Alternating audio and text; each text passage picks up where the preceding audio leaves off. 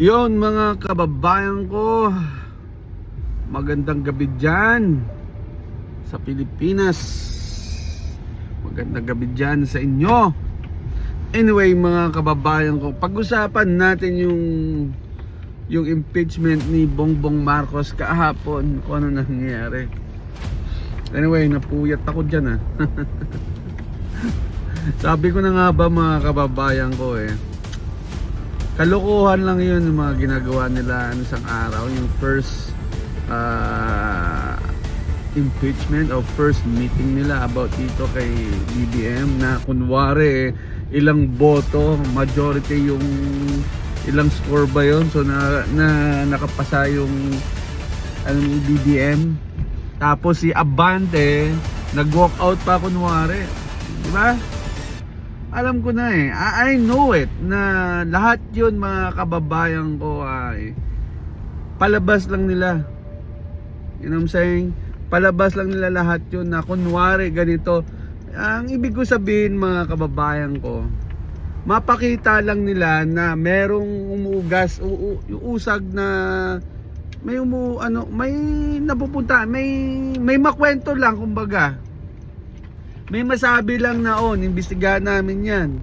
Tapos in the end binasura lang, di ba? The first meeting like majority yung nakapasa, like talagang kailangan imbestigahan si so kailangan mo may impeach. Di ba? Parang ganoon nangyayari. In the end binasura, di ba? So anyway, mga kababayan ko, ang talaga diyan inaano nila para may masabi lang sila sa mga taong bayan na may gobyerno. Alam niyo yun, iniisip nila na ginagawa tayong tanga ng mga Pilipino na ganun nangyayari, na parang inaano lang nila na okay lang yan, basta sa paghuli, sa ulit sa atin pa rin, ibabasura pa rin natin yan. Parang naalala nyo rin yun mga kababayan ko, yung nangyari kay Sandro Marcos, yung ICI. Sila lang din na kunwari inimbestigahan, pero wala puro tao lahat ni BBM. Ginagawa tayong tanga mga kababayan ko. Ginagawa tayong tanga ng mga to.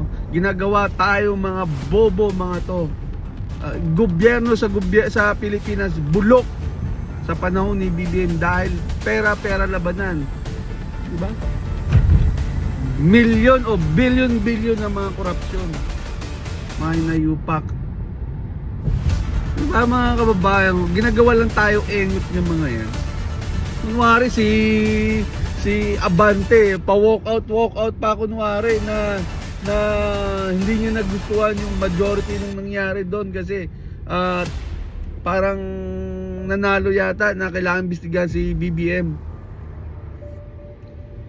Come on guys, hindi tayo tanga na alam ko na bago kahapon, bago magano yun, sinabi ko na yung mga kababayan ko sa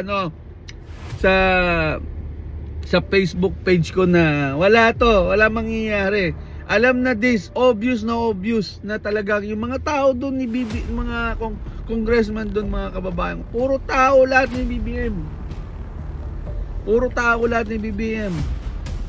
Pero tingnan nyo, tinanggap nila ang impeachment nila, yung mga pinglawan na to, mga Dilawan Sigwe, si Laila de Lima, tinanggap nila, si Jokno, tinanggap nila yung ang impeachment nila. Pero yung kay Mike Defensor, kay Chavit, hindi nila tinanggap. Di ba? Galing Pero dito kay kaila Jokno sa kay Laila de Lima, Laila Lawet, okay, Junel, mga kababayan ko, tinanggap nila. My God, mga utak talaga sa gobyerno. Anyway mga kababayan ko, sabi ko nga, kung mapa-impeach man si BP Sara, lagi ko sinasabi to sa Facebook page ko, o nga mga kababayan ko sa Facebook page, huwag nyo kalibutan, kabulit din, maano nyo doon. Probably lagay ko dito sa link sa ilalim. Pag may time lalagay ko dito. Lagi ko sinasabi yon sa Facebook page ko na kung sakali man mapa-impeach si BP Sara, sa tingin nyo maniniwala pa rin kami sa inyo? Sa tingin nyo? Tandaan nyo, may social media na. Right? Hindi katulad noon to ni Noynoy Abnoy na mahina pang social media. Puro news, channel 2, channel 7, puro fake news lahat ang mga sinasabi. Kaya lahat kayo nananalo, yung mga pink dilawan noon, kaya nananalo. Tandaan nyo, may social media na. Anyway, mga kababayan ko, hindi nyo iniisip, hindi nila iniisip na isang salita lang ni BP Sara kung sino ang i-endorse namin. Doon kami. Maniwala kayo, ang daming tatakbo dyan. Pwede si Marcoleta, pwede si Cayetano, ang dami. Meron pa mga Duterte, may dalawang Duterte pa, si Kulong saka si Baste. Tandaan yan. Tandaan yan mga kababayan ko. Weather lang yan. Pero kapag nakaupo, makabalik si Sara. Kayo mga hinagin pa kayo. Lagi nyo tandaan, may panahon para sa inyo. Panahon lang yan. Babalikan kayo. Maniwala kayo. Lagi mo tandaan, mga kakampwet, mga BBM, mga nayupa kayo, mga bangag. Weather lang yan. Panahon nyo ngayon. Pero kapag nakaupo si BP Sara, niwala kayo sa akin. Balikan talaga kayo. Tandaan niyo yan, ha. Isang salita lang ni BP Sara, mga kababayan ko. Doon kami. Kahit may impeach si Sara. Tandaan nyo, may pulong pa. May baste pa. Wala nang maniniwala sa inyo. May mga kakampwet, mga pink dilawan, mga bangag. Sa tingin nyo maniniwala pa kami sa inyo? Sa tingin nyo ganito pa rin ang gusto namin sa next year? Puro kabila ng protesta. Sa tingin nyo ganito pa rin ang gusto namin? Hell no. Wala nang maniniwala sa inyo, mga nayupak kayo. Dahil alam na namin kung sino mga nagko-crop at sino mga lalo lang kami lumalakas sa mga pinaggagawa nyo. Sa tingin nyo naniniwala mga Pilipino sa inyo? Ilan lang kayo? Tandaan nyo, ilang milyon ang bumoto kay BP Sara. Kung di dahil kay BP Sara, wala kang BBM nyo. Mga nayupak kayo. Tandaan nyo yan. Ilang milyon na katao ang bumoto kay BP Sara. Sa tingin nyo, maniniwala pa rin sa inyo yung mga tao? No way. Wala pa rin maniniwala sa inyo. Tandaan nyo yan. Kaya tandaan nyo, gawin nyo na lahat. Gawin nyo na lahat. Wala kami pakialam sa inyo. Yung nangyari kahapon, basura lahat yun. Alam ko na ang mangyayari. Alam na ng mga taong bayan na ganun na mangyayari. May social media na. Hindi kami tanga na inakala nyo. Yung mga congressman na yan, mga inayupa kayo, sa tingin nyo, paniwala nyo kami doon kahapon? Alam na namin na ano lang yun. Take two lang yan. Kunwari na, ito pa si Abante, nag-walk out. Come on. Yan itong Abante na to. May araw ka rin, hayop ka, matanda ka. Hindi ka naman nanalo sa lugar mo eh. Na-disqualify lang yung kalaban mo eh. Tutusin, hindi ka nanalo, hindi ka binoto ng taong bayan. Ibig sabihin, sa lungsod mo, walang tiwala sa'yo. Diba? Nayupa ka rin. Kaya out kami sa inyo, mga kababayan ko. Out kami sa inyo. Panahon nyo ngayon, antayin nyo lang pag-upo ni BP Sara. O kung sino man. Mababaliktad din kayo, mga nayupa kayo. Tandaan nyo yan.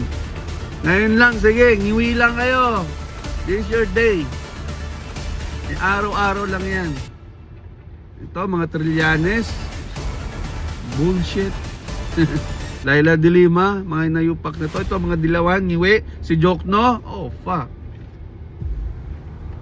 Tandaan niyo yan. Araw-araw nyo lang. Ganun talaga. Pilit nyo lang lahat. Lahat, bintang dito, bintang doon. Kahit hindi naman ang kalokohan. Wala namang ginawa yung tao. Kasi takot kayo. Yun ang totoo, mga kababayan ko. Aminin na natin na takot kayo kay BP Sara sa 2028. Kaya ngayon pa lang, ginagawa nyo na ng paraan na pabagsakin si BP Sara para hindi makapagtakbo sa next year. Alright? Pero di nyo iniisip. Kaya di kayo nanalo. Yung pink dilawan na yan, kaya di kayo nanalo dahil sa pag-endorse ni BP Sara. Kaya nanalo yung BBM na yan eh. BBM Rojas nun, anong nangyari? Endorse ni BP Sara si BBM na itong budol na to. Ano nangyari? Nanalo. Lahat na dumidikit kay BP Sara nanalo. Last minute sa anak ni Villar. Dumikit kay BP Sara. Dati kay BP, kay BBM. Nanalo. Di ba? Kung sino i-endorse ni BP Sara, mananalo. Si Amy Marcos, pa ba? Mga dumikit kay ang dilan nakapasok dun. Eh, nagtataka nga ako dito eh.